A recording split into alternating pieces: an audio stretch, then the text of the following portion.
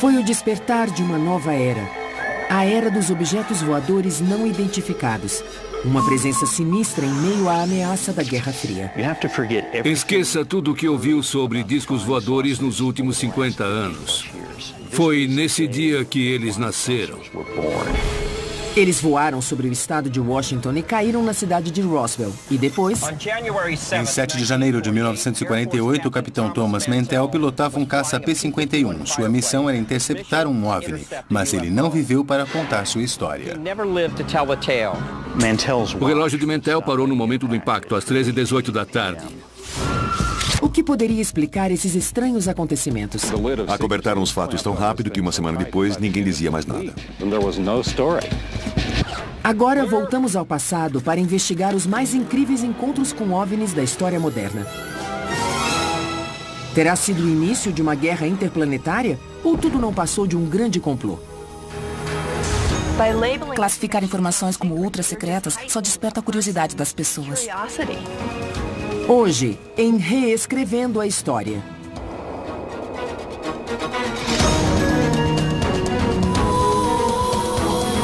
Roswell.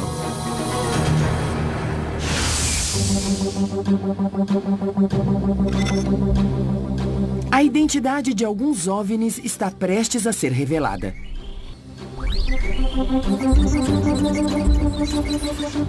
Nesta câmera de testes, um dos OVNIs mais famosos poderá em breve ser identificado e explicado. Conseguimos uma esfera de luz uniforme, então podemos simular qualquer outra esfera com a mesma resolução.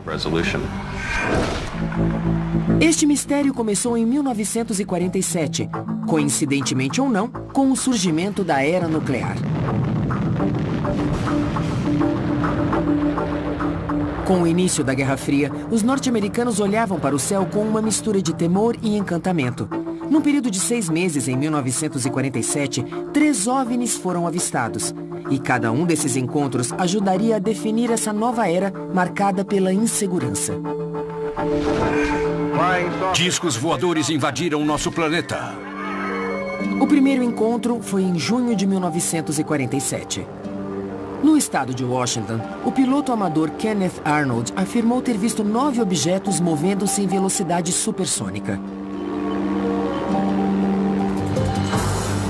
Ele descreveu o movimento como se fossem pratos quicando na superfície da água.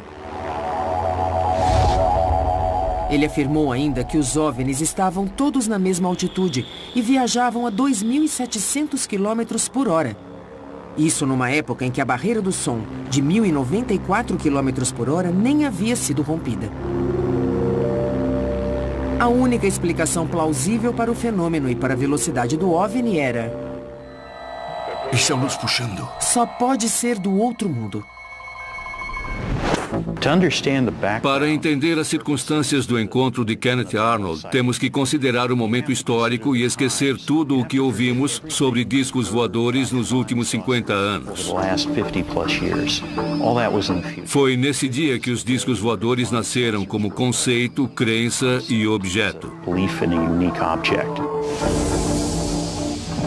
Apenas 3 semanas após o episódio de Kenneth, ocorreu um dos encontros mais conhecidos de todos. Supostamente, um disco voador teria caído nas proximidades de Roswell, no Novo México. Na época, correram boatos de que os destroços haviam sido escondidos num hangar secreto. Este é o hangar 84. Testemunhas nos contaram que foi deste prédio que fragmentos da nave e dos corpos dos extraterrestres foram transferidos. E em janeiro de 1948, a histeria chegaria ao limite num terceiro encontro com discos voadores. Em Fort Knox, no Kentucky, o capitão Thomas Mantell morreria ao perseguir um OVNI com o seu caça P-51. Torre para Capitão Mantell, investigue um objeto não identificado em sua área. Sua morte alimentou o imaginário popular. Esses 3 encontros convenceram muitos de que os extraterrestres existiam e que estavam visitando o nosso planeta. Senhoras e senhores, está acontecendo alguma coisa. A história cresceu e até hoje muitos acreditam que os OVNIs cruzam o nosso céu. Talvez estejam certos, mas também podem estar errados. A versão oficial é de que aqueles objetos eram apenas imensos balões meteorológicos secretos. Não engulo esse papo de que eram balões e bonecos de testes. Devem pensar que somos imbecis. Qualquer um pode ver que é mentira. Mas o que estava acontecendo de fato nos céus dos Estados Unidos nos anos 40? A história do balão meteorológico é mesmo uma farsa? Há alguma outra explicação para os testemunhos aparentemente confiáveis? Uma equipe de peritos reunida pelo Reescrevendo a História vai investigar este caso. Art Vance, piloto de P-51. Paul DeBevec, designer gráfico. Curtis Peebles, historiador aeroespacial. E Jack Pickerel, uma psicóloga cognitiva que fará uma experiência singular com 6 pessoas no deserto.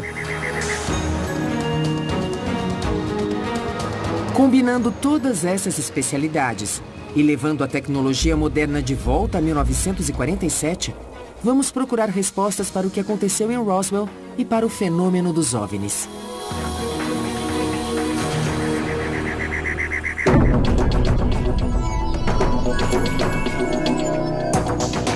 Nossa investigação começa em Chehalis, no estado de Washington, onde reconstituiremos o encontro de Kenneth Arnold com um OVNI. Na época, Kenneth Arnold, ex-craque de futebol americano na Dakota do Norte, vendia equipamentos contra incêndio. Ele não era o tipo que inventava histórias ou buscava fama. O que ele viu, afinal? Poderiam esses objetos voar a 2.700 km por hora, como ele informou? E estavam mesmo a 2.700 metros de altitude? Para descobrir, vamos repetir esse encontro da forma mais fiel possível. Primeiro, para obter o mesmo ângulo de visão que Kenneth dispunha da cabine, tivemos que encontrar uma réplica exata do Caller modelo A2 usado por ele.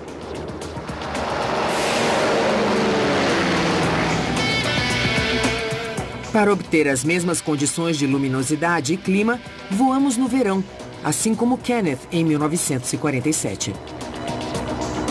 Bill Owens, o nosso piloto, foi instruído pelo historiador Kevin Henderson. Vamos começar em Chehalis, onde Kenneth decolou. A rota foi baseada no depoimento dele. Kenneth decolou às 2 da tarde de Chehalis em direção a Yakima, no estado de Washington, e meia hora depois estava sobrevoando a cidade de Mineral. De sua posição, ele podia ver 3 picos. 200 quilômetros para o norte, o Monte Baker, com 3.000 metros de altitude. Mais perto dele estava o Monte Rainier, com 4.300 metros, e ao sul, o Monte Adams, com 3.700 metros.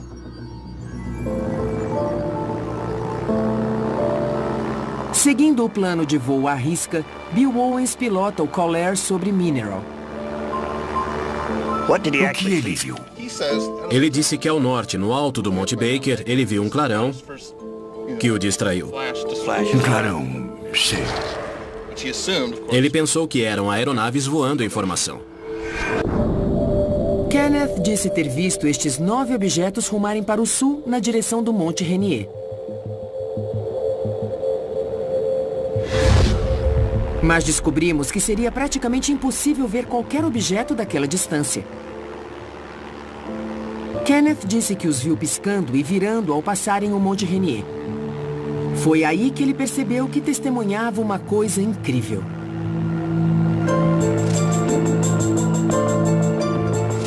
Kenneth tentou calcular a velocidade deles quando voavam entre o Monte Rainier e o Monte Adams.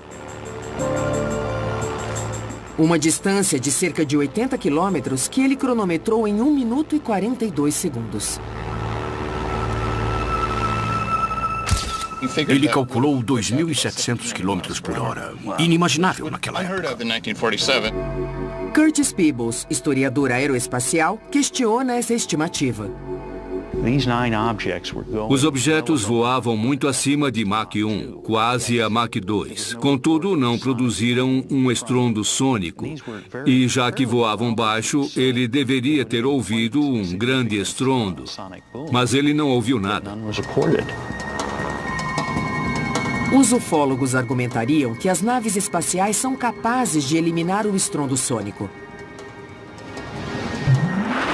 Mas a física, extraterrestre ou não, tem leis empíricas, assim como a geografia. Kenneth disse que os OVNIs estavam na mesma altitude que a dele e que zigue-zagueavam nesta cadeia montanhosa. As discrepâncias começam a aparecer quando traçamos a posição de Kenneth num mapa topográfico. Ele afirmou que os OVNIs e as montanhas estavam na mesma altitude que a sua, 2.700 metros. Na verdade, as montanhas não têm essa altitude. Essas discrepâncias revelam sua dificuldade em calcular distâncias e altitudes. Kenneth não tinha motivos para inventar uma história ou pregar uma peça. Então, o que ele realmente viu? Alguns sugerem que foram gansos. Uma investigação da Força Aérea chegou à conclusão de que foi uma miragem. E podemos ver isso em primeira mão. Repare nesta imagem. Isto parece um OVNI. Mas pode ser explicado.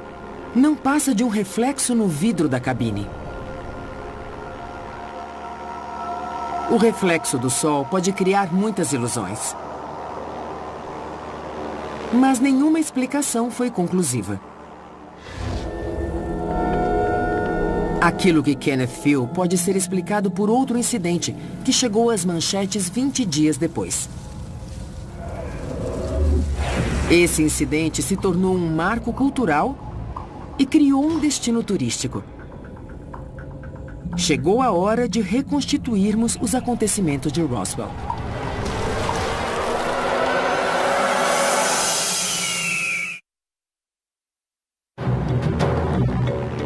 Quando o Reescrevendo a História reconstituiu o voo histórico de Kenneth Arnold, ficou claro que os 9 objetos observados por ele não atingiram a velocidade nem a altitude que ele relatou. Mas, em 1947, o incidente virou manchete. E 3 semanas depois, a história se repetiu quando um dos discos voadores supostamente se espatifou em Roswell, no Novo México. É assim que os relatos históricos descrevem o que aconteceu. Em julho de 1947, o fazendeiro Mac Brazel descobriu destroços estranhos numa pastagem. Tiras de borracha, fita adesiva, ripas e papel alumínio.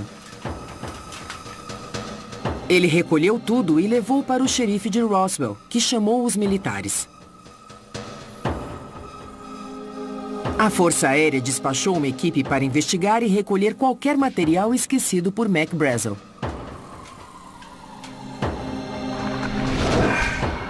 Uma manchete surpreendente foi publicada em 8 de julho de 1947, baseada num release dos militares. Naquela mesma tarde, numa coletiva de imprensa, as Forças Armadas apresentaram os objetos encontrados. Um repórter de um jornal local tirou 5 fotos do material. Estas foram as únicas imagens divulgadas oficialmente.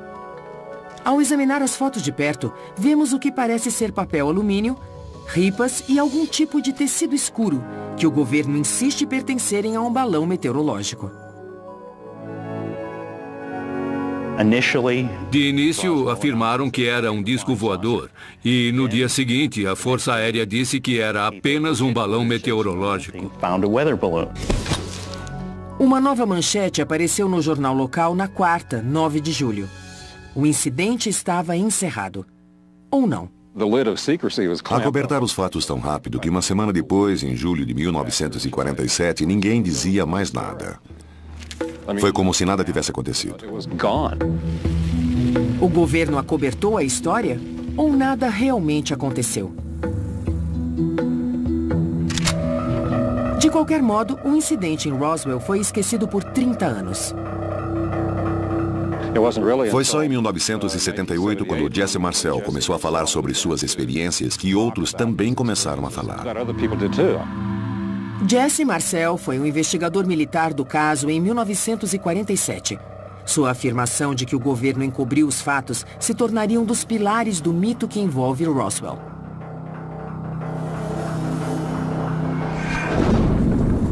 Depois que Marcel revelou sua história em 1978, outras testemunhas começaram a adicionar detalhes à lenda. Na nova versão, além de chapas metálicas e ripas, Mac Brazel teria encontrado um extraterrestre entre os destroços. Fitas com motivos florais, na verdade, seriam estranhos hieróglifos. Outras testemunhas afirmaram que, após a coletiva de imprensa, o material teria sido despachado para um local secreto. A Área 51, onde o governo dos Estados Unidos continuaria a guardar seus segredos. Se você tivesse um monte de metais e alguns corpinhos, o que faria? Você os pegaria e guardaria para sempre. Esses detalhes fascinantes transformaram Roswell no mais importante encontro com OVNIs de todos os tempos. Mas à medida que a história era aumentada, surgiam problemas com os detalhes. Por exemplo, não havia um consenso sobre onde a nave havia pousado. Nem sabemos se foi num lugar só, sabemos onde os destroços foram localizados devido aos testemunhos, mas faltam várias peças do quebra-cabeça, entre elas o local do impacto. Testemunhas apontam para um milharal, para o Rancho Foster e para Ragsdale. Quando arrebanhamos os animais com as motos, os carros ou a cavalo, sempre olhamos para baixo procurando destroços para poder provar o que aconteceu aqui. Algumas pessoas situam os destroços nas planícies de St. Augustine, 240 quilômetros a leste daqui. Mas cada detalhe no caso Roswell sofre de um problema sério. Os relatos são sempre dissonantes e, com o passar do tempo, os detalhes parecem mudar e ficam mais elaborados. Assim, parece haver duas explicações plausíveis para o incidente de Roswell. A primeira é que extraterrestres visitaram a Terra e estão sob a custódia do governo norte-americano. A segunda é que as testemunhas inventaram a história. Mas poderia haver uma terceira explicação? Talvez os relatos, como os de Jesse Marcel ou Mac Brazel, sejam verdadeiros, mas inconscientemente eles podem ter enfeitado os fatos e tê-los transformado numa memória inexata do incidente. Na verdade, havia coisas voando acima de Roswell. Eram misteriosas, ultra-secretas e tecnologicamente avançadas. O Mogul era um projeto de segurança nacional que enviava balões munidos de equipamentos acústicos para a estratosfera para monitorar os testes nucleares soviéticos. Na década seguinte, várias experiências aeroespaciais secretas foram realizadas sob forte esquema de segurança. E até bonecos foram lançados da estratosfera. Muitos bonecos foram lançados. Cerca de 2.500 balões foram lançados em 30 anos só no Novo México. Os projetos eram tão sigilosos que nem os oficiais de alta patente na base aérea de Roswell tinham sido informados. Será que as pessoas extrapolaram esses eventos, transformando-os em algo de caráter extraterrestre?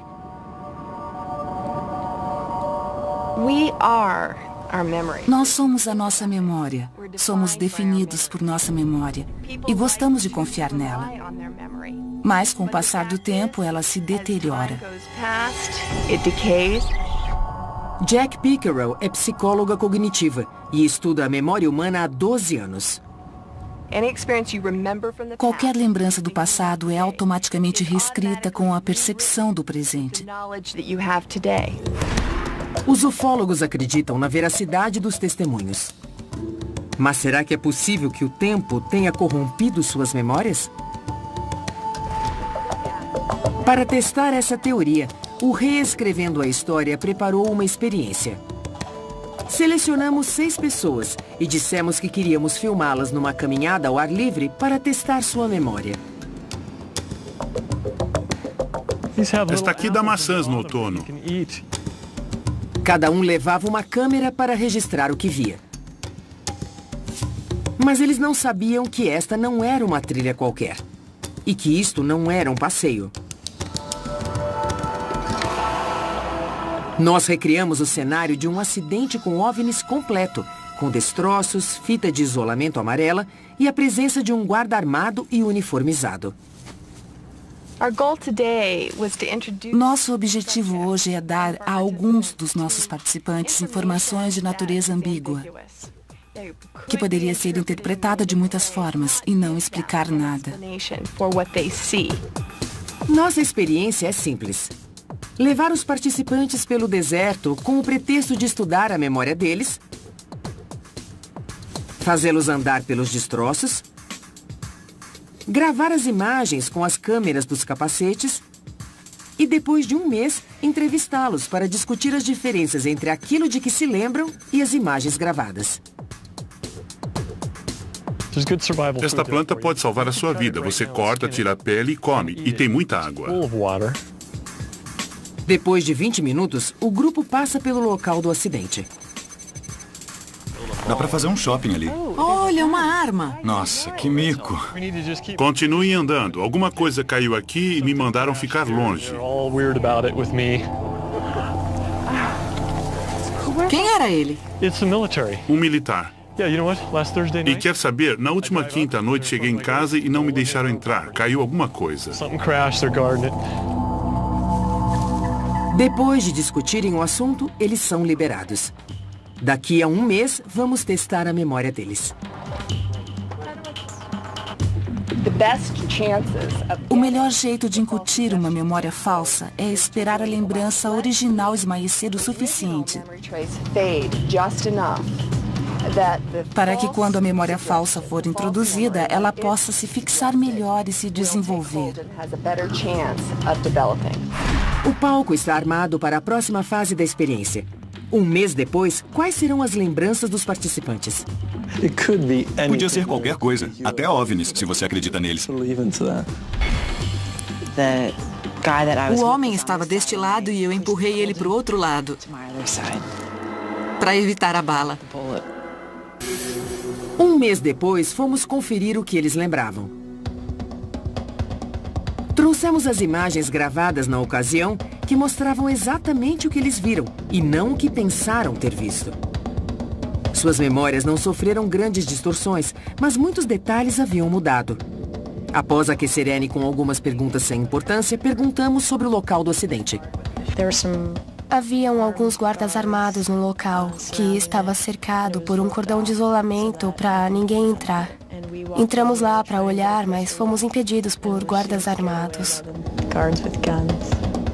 Quando a psicóloga Jack Pickerel pediu mais detalhes sobre os guardas, ela não mostrou a mesma segurança. Eu não sei se me lembro deles porque os outros disseram que estavam lá ou porque eu os vi. E não lembro deles, não lembro como eram. Francine tinha alguns registros interessantes sobre o guarda. Acho que usava máscara e... De quem está falando? Tinha 2 deles atrás da fita amarela. Mas as imagens registradas pela câmera de Francine revelam que ela não teve uma visão clara do local do acidente e nem dos guardas. Viu 2 caras atrás da fita, estavam armados? Os 2. Você também disse que ficou apavorada quando apontaram para você. Claro que sim. Apontaram para você? Correram na nossa direção. Não queriam que a gente chegasse perto da fita amarela. Um deles apontava para o outro lado, mas apontou para a gente depois. Eu estava com medo. Sentiu medo? O homem estava deste lado e eu empurrei ele para o outro lado, para evitar a bala. Novamente, as imagens gravadas revelam o que eles realmente viram. Há diferenças claras. No teste, assim como em Roswell, uma vez que a memória é alterada, o indivíduo realmente acredita estar falando a verdade. Entre as coisas que me disse hoje sobre a caminhada há um mês, tem certeza de que está lembrando corretamente de tudo o que aconteceu lá? 1 para não tenho certeza e 5 para tenho certeza absoluta. 5. 5. Eles não estão mentindo. É isso que dificulta tudo. Estão totalmente convencidos de que aquela memória é deles. Eles jurariam de pé juntos de que aquela é a verdade. Antes dos participantes irem embora, explicamos a natureza da experiência para evitar o surgimento de qualquer novo boato sobre OVNIs. Se o reescrevendo a história demonstrou que a memória pode ser alterada e distorcida em apenas um mês, imagine o que pode acontecer depois de 30 anos. A criação de uma memória falsa não é intencional. Já vimos acontecer com policiais e até com pais bem intencionados ao questionarem seus filhos. A intenção não é enganar as pessoas de propósito, só mudamos a maneira de questioná-las. Decifrar os fatos depois de meio século de especulações criativas pode ser impossível. Mas graças à investigação do Reescrevendo a História, podemos afirmar que o mito de Roswell foi aprimorado com o passar do tempo. E as provas materiais? Os ufólogos dirão que as provas estão guardadas num hangar da Área 51. Mas existe um relato, no qual muitos acreditam, indicando que os destroços são de origem extraterrestre. O depoimento de Jesse Marcel, o militar que teria sido encarregado do acobertamento do caso. Ele parou em casa antes de ir para a base, acordou a esposa e o filho no meio da noite e disse: "É agora ou nunca, porque quando eu voltar para a base, serão ultra-secretas." As testemunhas afirmam que o material parecia folha de alumínio e tinha memória molecular. Você podia amassar como papel alumínio, mas quando soltava, voltava ao formato original, lisinho, como se nunca tivesse sido tocado. Mas haverá uma outra explicação para essa estranha substância que apoie a teoria dos testes secretos com balões meteorológicos? O Reescrevendo a História visitou um laboratório metalúrgico para achar algumas respostas. Primeiro, Russ Sherman, especialista em metais, examinou as fotos tiradas pela imprensa. Para mim, parece um tecido ou plástico revestido. É difícil dizer. Parece que isto preso ao balão era um radar. Em 1947, um garoto de 11 anos, ou qualquer um, conheceria o papel alumínio.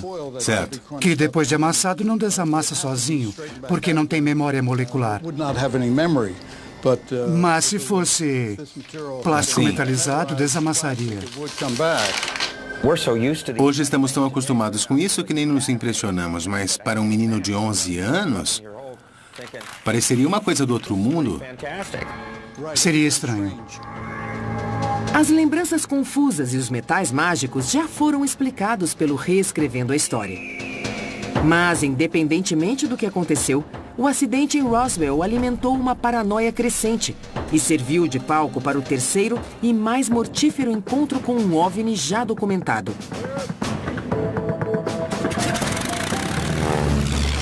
O último voo do capitão Thomas Mantell, que alguns acreditam ser a primeira baixa de uma guerra interplanetária.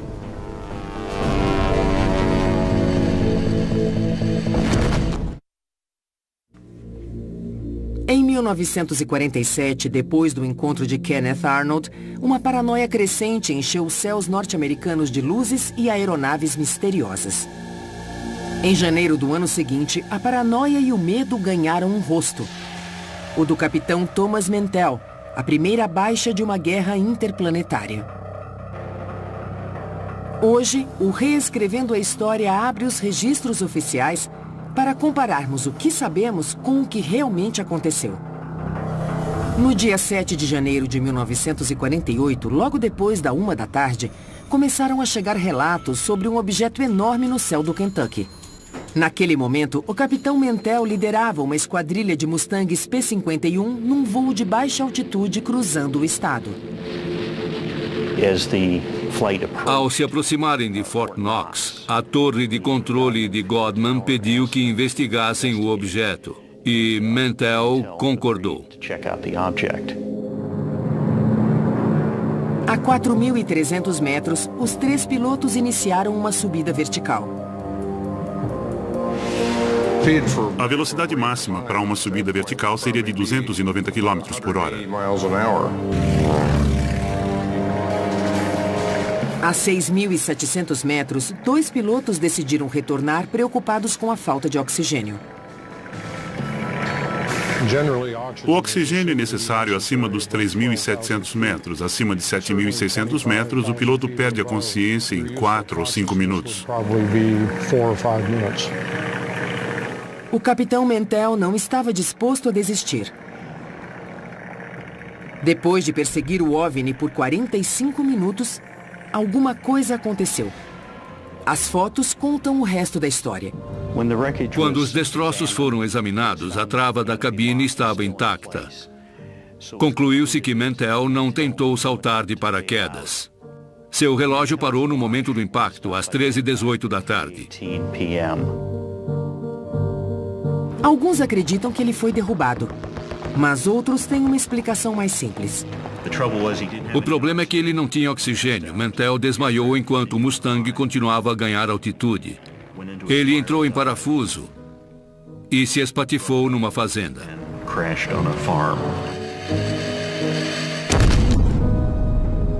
Mas o que Mantell estava vendo da cabine?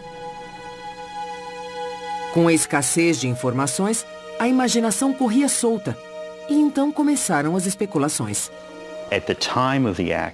Na época do acidente, corria o boato de que foi um avião soviético que atirou no P-51, que estava radioativo, e que o corpo de Mantell não foi encontrado. Estavam todos errados. Nos anos 70, o governo abriu os arquivos sobre outro projeto secreto. Dessa vez, os balões foram lançados de Columbus, Ohio, em janeiro de 1948.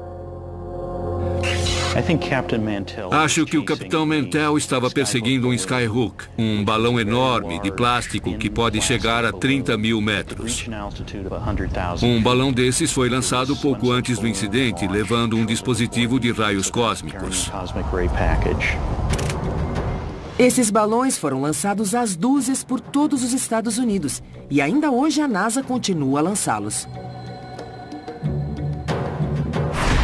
Hoje eles podem subir acima dos 30 mil metros e ficar lá em cima por dias, até semanas, e podem circular o globo nas correntes de grande altitude. O que Mantell viu naquela fatídica tarde de janeiro? Foi um balão meteorológico? O planeta Vênus, como alguns afirmaram? Ou foi mesmo derrubado por um OVNI? A pergunta dos ufólogos é pertinente. Como um piloto altamente qualificado confundiria um balão com um alvo inimigo? A pergunta é válida porque ninguém fez a reconstituição do encontro com as mesmas condições de luz, com o mesmo balão e com a mesma aeronave que Mantell pilotava até agora.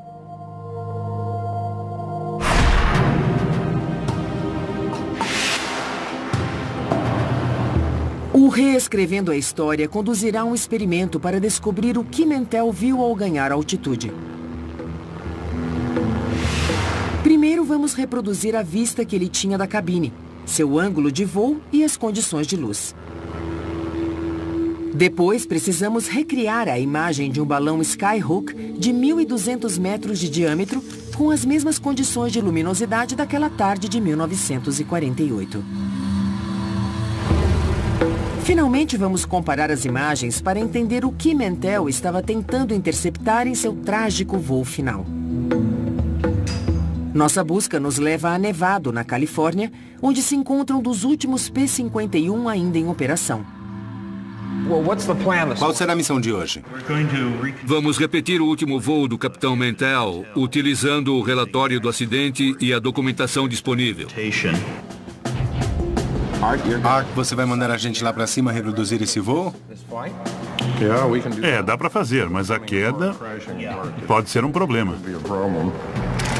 Mas mudar o voo de Fort Knox, Kentucky, para Nevado, na Califórnia, que ocorrerá com uma diferença de 6 meses da data original, requer os serviços de um astrônomo, porque se a luminosidade e os ângulos de irradiação solar não corresponderem, nossa experiência será inútil. Como reproduzir as condições do voo de Mantell em 1948? O Mustang estava rumando para 230. Calculei a posição do Sol em Kentucky naquela tarde e o avião estava a uns 9 graus para a direita do Sol. Então fiz os cálculos correspondentes da altitude do Sol e cheguei a um ângulo de 85 graus. O ideal seria decolarmos hoje entre as 7h30 e 8 horas. Agora, outro desafio. Para registrar o que Mantell teria visto, precisamos de um cinegrafista no Mustang. Mas o P-51 é um caça de um lugar só. Dá para acomodar um cinegrafista no Mustang? Este é o seu paraquedas. Vai dar. Esse espaço era ocupado por um tanque de combustível de 320 litros. No lugar dele tem um assento ejetável. Tem espaço suficiente.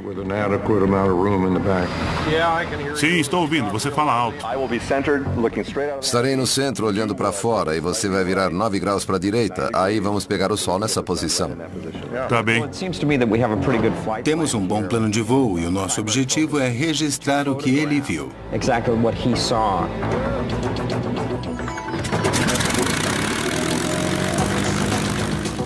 O nosso Mustang reconstituiu o voo do capitão Mantell com precisão. Hartmann teve contato constante com a base e voou no mesmo ângulo de Mantell. E o nosso cinegrafista registrou as imagens. Esta era a visão que Mantell tinha naquele dia. Mas uma coisa estava faltando: a imagem do objeto que ele teria visto. Desafiamos Paul Debevec, especialista em computação gráfica, a simular a imagem para depois incluí-la no vídeo que gravamos em voo. Conseguimos uma esfera de luz uniforme, então podemos simular qualquer outra esfera com a mesma resolução. Pesquisando no Institute for Creative Technologies, Paul desenvolveu um método especial para iluminar objetos de forma realista. Uma das minhas motivações foi poder gravar pessoas no estúdio e depois iluminá-las de forma a imitar a luminosidade local.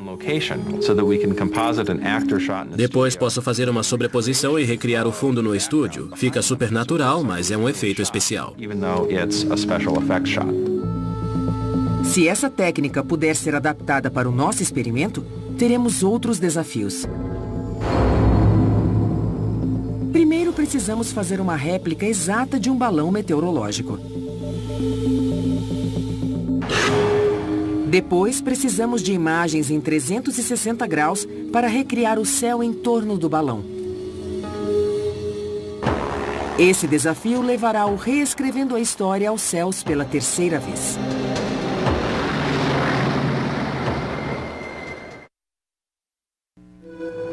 O Reescrevendo a História está analisando 3 encontros com OVNIs e já trouxe novas informações. No primeiro caso, durante o voo de Kenneth Arnold, a luz refletida na cabine do avião pode ter influenciado suas observações. No segundo, projetos militares secretos realizados perto de Roswell despertaram a curiosidade das pessoas. E fizemos uma experiência que provou como a memória é alterada com o decorrer do tempo. No terceiro caso, a explicação oficial para a queda do avião do capitão Thomas Mantell foi novamente um balão. Fomos verificar como um piloto tão experiente pode ter cometido aquele erro. O Reescrevendo a História reconstituiu aquele voo e nossa câmera registrou estas imagens da cabine. O desafio seguinte era fazer um balão em escala e filmá-lo sob todas as condições de luz possíveis. O balão então foi posicionado e as luzes do estúdio apagadas. Então o programador Tim Hawkins capturou as imagens no computador.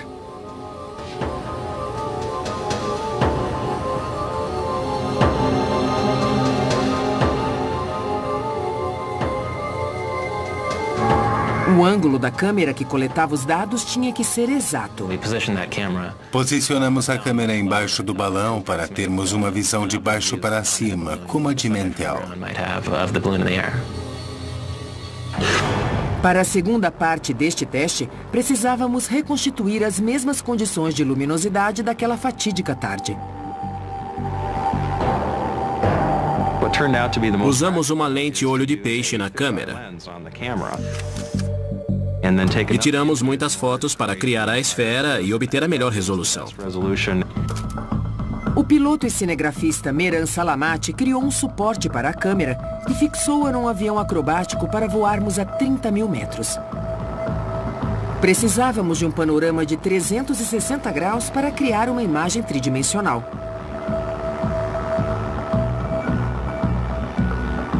Registrar a imagem da parte superior foi relativamente fácil.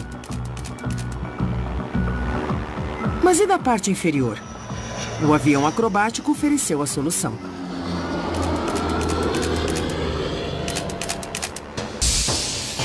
Nesta página da internet, podemos ver todas as imagens obtidas durante o voo.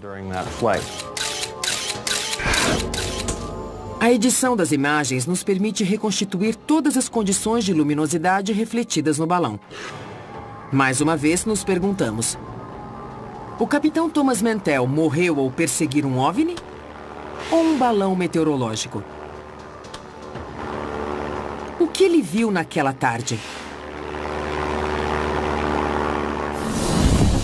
Na próxima etapa do processo, o artista gráfico Douglas Martin reduz a escala das nossas imagens para se adequarem à distância do avião de Mantell. Pat, terminei. Quer dar uma olhada? O objeto está a 9 graus do Sol. Se achar a imagem certa, nós podemos montar.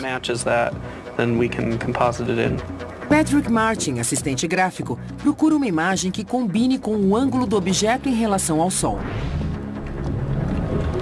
Doug, que tal? É isso. Vem dar uma olhada. Douglas reduz a imagem para se adequar à altitude do balão. Aqui o objeto está a 15 mil metros. E aqui a 23 mil. Ele tem cerca de um quarto do tamanho do Sol em relação ao que você veria da cabine. E aqui a 30 mil metros. Qual delas você acha que o Mantell viu?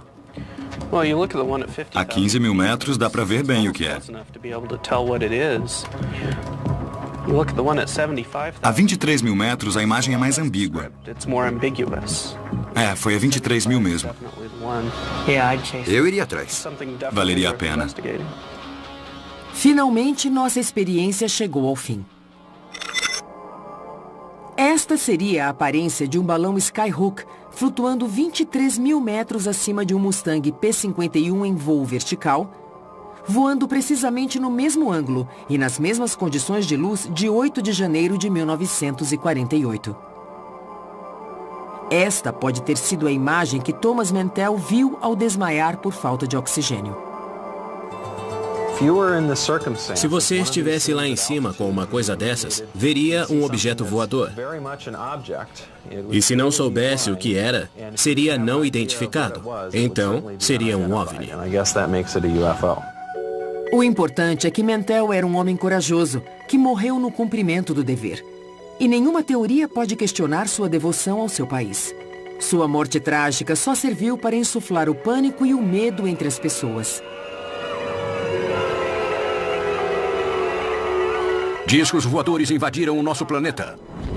O público exigia uma explicação dos militares para cada um desses encontros com OVNIs.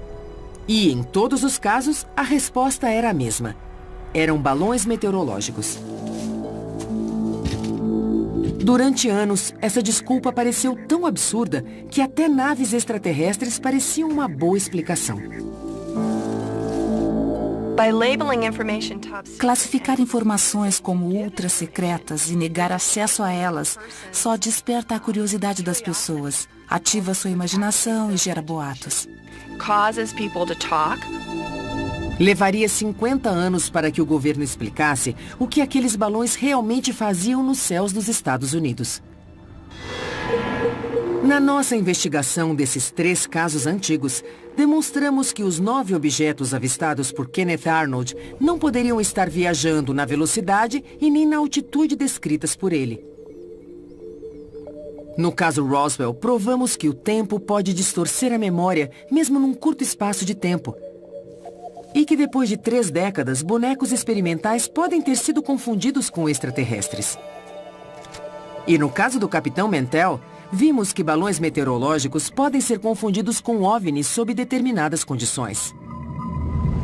Em nome da segurança nacional, os militares esconderam a verdade de nós. E ao fazê-lo, a semente da mitologia em torno dos OVNIs acabou sendo plantada. Então ficamos com a impressão de que o governo dos Estados Unidos tinha capturado um disco voador e trancado num hangar secreto e jogado a chave fora. Mas como acontece com a maioria das teorias conspiratórias, nenhuma investigação é capaz de convencer seus partidários da verdade.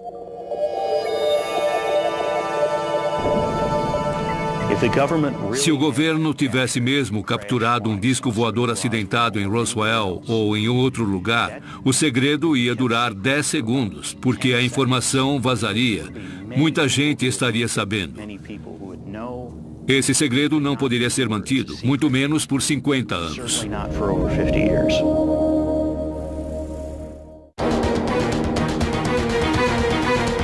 Versão brasileira, Tempo Filmes, São Paulo.